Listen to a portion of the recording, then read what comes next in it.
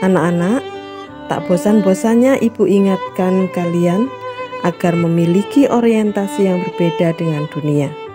Maksudnya gimana, Ma? Bukankah kita harus belajar dan bekerja segiat-giatnya agar tidak hidup susah, tinggal di tempat nyaman sambil makan enak? Titik. Itu sama dengan penyembahan berhala.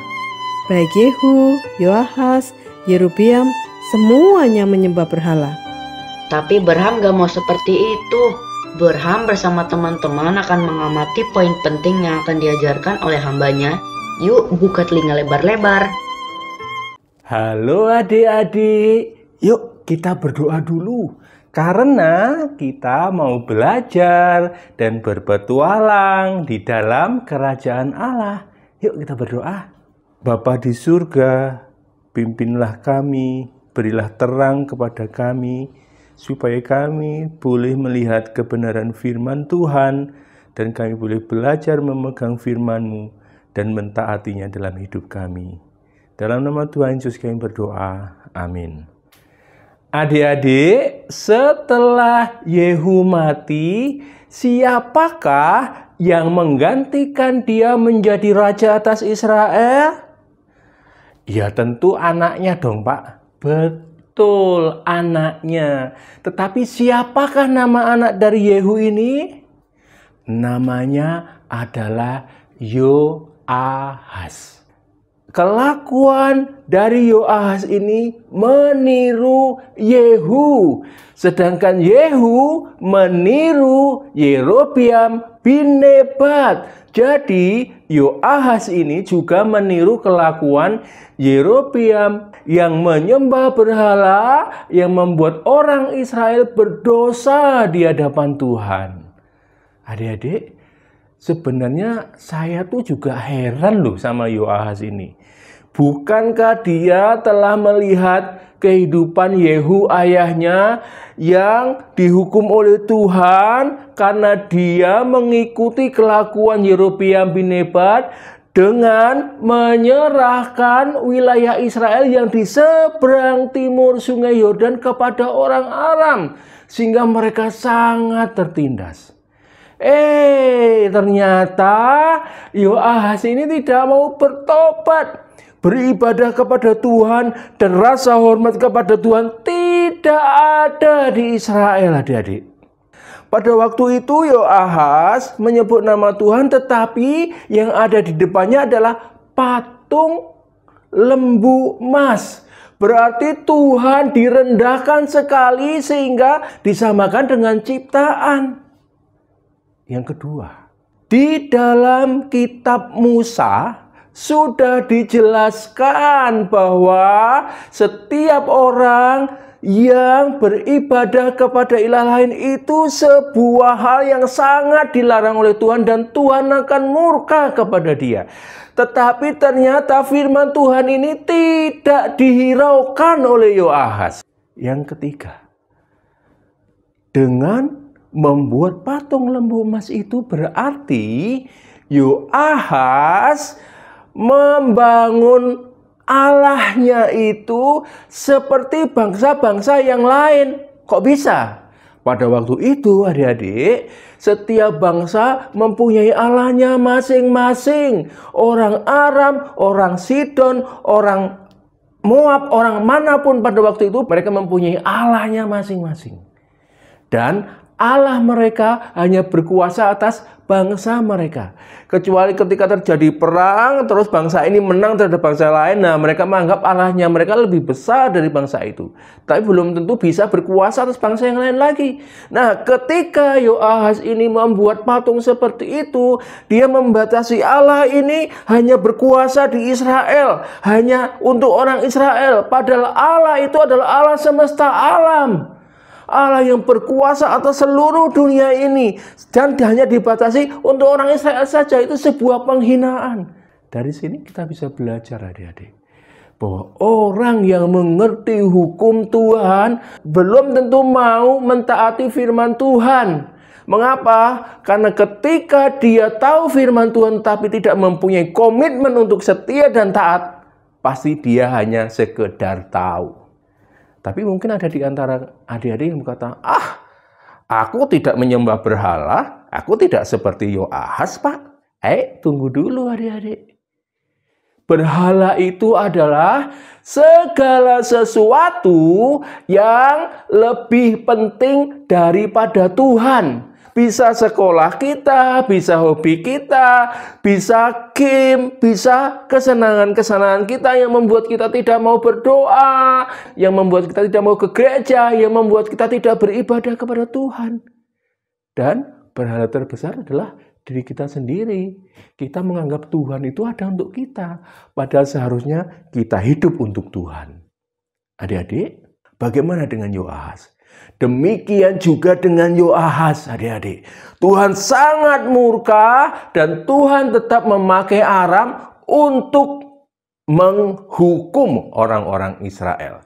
Kalau sebelumnya orang-orang Aram itu hanya merebut wilayah di seberang timur Sungai Yordan, sekarang mereka sudah mulai menyeberang Sungai Yordan dan mulai menguasai daerah barat Sungai Yordan.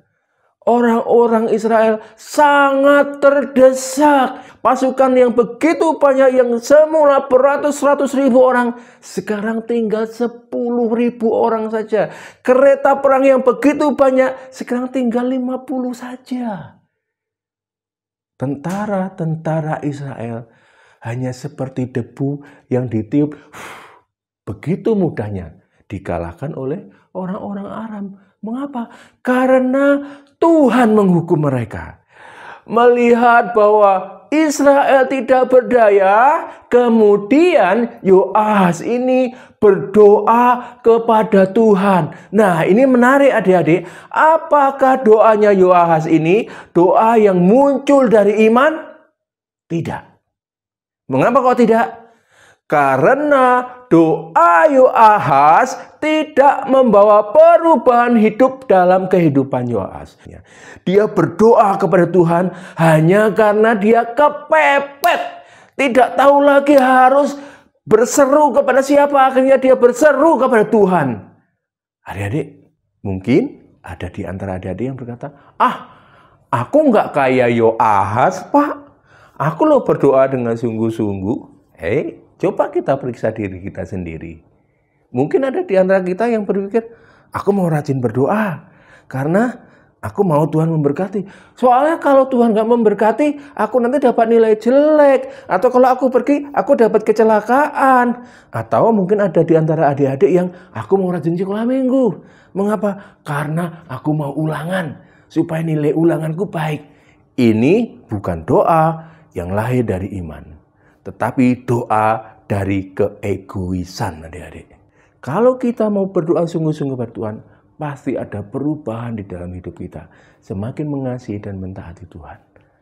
Apakah Tuhan mendengar doa Yoahas ini, adik-adik?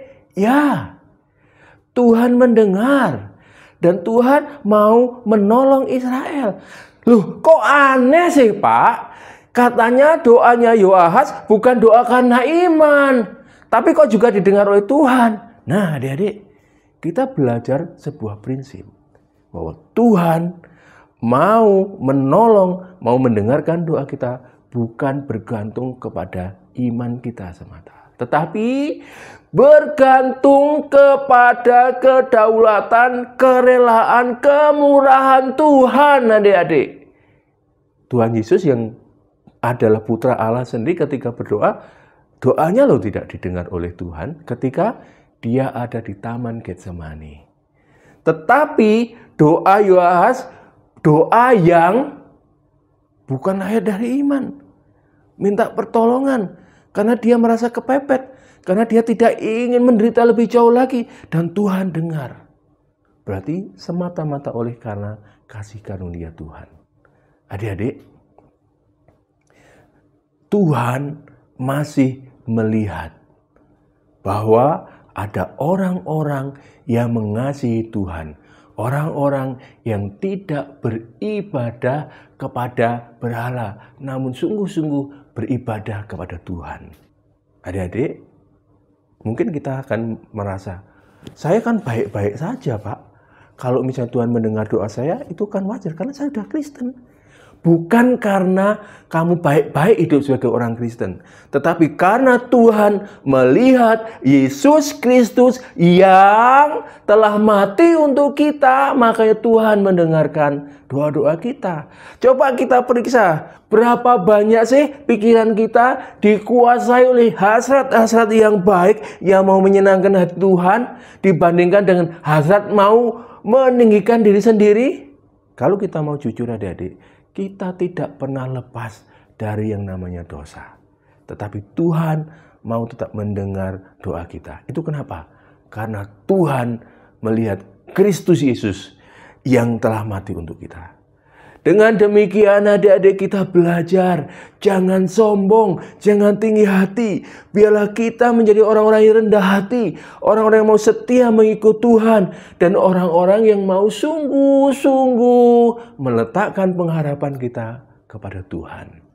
Kiranya Tuhan menolong kita menjadi orang yang sadar diri, sehingga mau berkomitmen, bukan hanya tahu untuk melakukan firman Tuhan di dalam kehidupan kita. Menjadi orang-orang yang sungguh-sungguh mau mengutamakan Tuhan, bukan mengutamakan diri, supaya tidak ada berhala di dalam kehidupan kita. Amin. Mari kita berdoa. Bapa di surga, tolonglah kami Tuhan, supaya kami bukan hanya sekedar mengerti firman-Mu, tapi biar kami boleh belajar berkomitmen untuk setia dan taat kepada Tuhan. Ajarlah kami untuk tidak menjadi sombong Tuhan. Karena kalau Engkau mendengar doa kami, itu karena Engkau melihat Kristus yang telah berkorban bagi kami. Biar kami hidup dalam kerendahan hati dan ucapan syukur yang sungguh-sungguh kepada Tuhan. Berkatilah kami untuk menjadi anak-anak Tuhan yang semakin hari semakin serupa Kristus, yang mempermuliakan nama Tuhan, sampai kami berjumpa dengan Tuhan sampai selama-lamanya. Dalam nama Tuhan Yesus kami berdoa. Amin.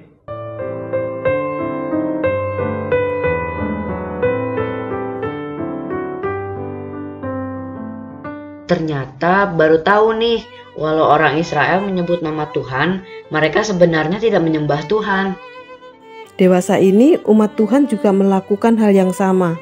Tiap minggu pergi ke gereja, tetapi setiap harinya malas belajar Alkitab.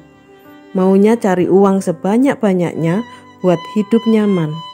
Bersyukur Tuhan sering mengoreksi kita, misalnya melalui pandemi, keuangan yang tidak stabil, dan lain-lain, sehingga manusia berseru kepada Tuhan. Perhatikan baik-baik. Tuhan itu terikat pada umatnya. Dia melihat penindasan yang dialami umatnya karena Kristus. Maukah kita bertekun dalam doa dan firman-Nya? Besok lanjutkan baca dari 2 Raja-Raja 13 ayat 9 sampai 25.